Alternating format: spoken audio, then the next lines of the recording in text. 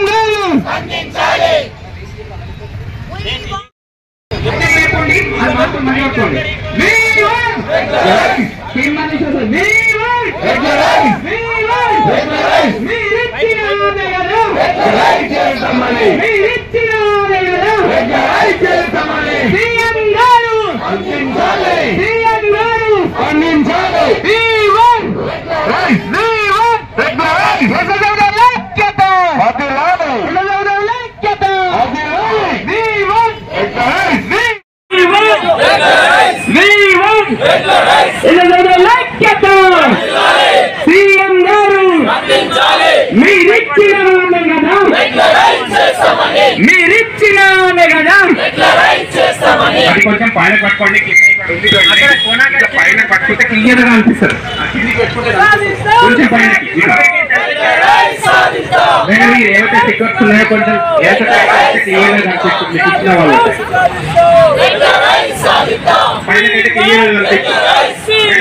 ఇచ్చిన వాళ్ళు పైన క్లియర్గా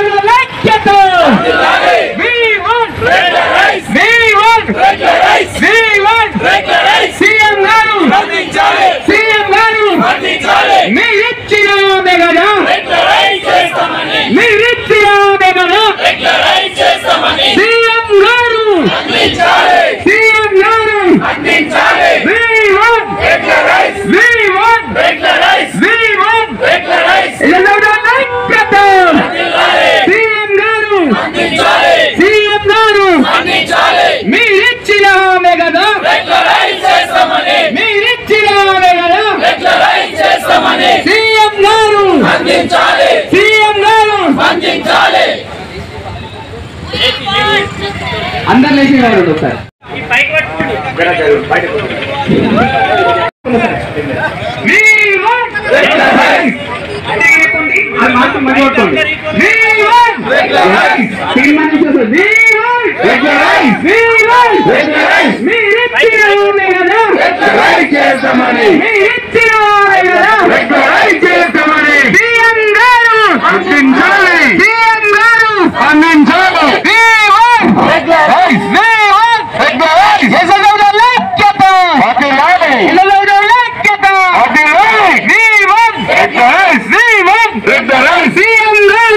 స్పందించాలి. సీఎం గారు స్పందించాలి. మీరిచ్చిన హామీ కదా, మీరిచ్చిన హామీ కదా, మీరిచ్చిన హామీ కదా, ఎన్నికల ఐక్యత సీఎం గారు కొంచెం పరగే పడి సీఎం గారు, సీఎం గారు ఎన్నికల ఐక్యత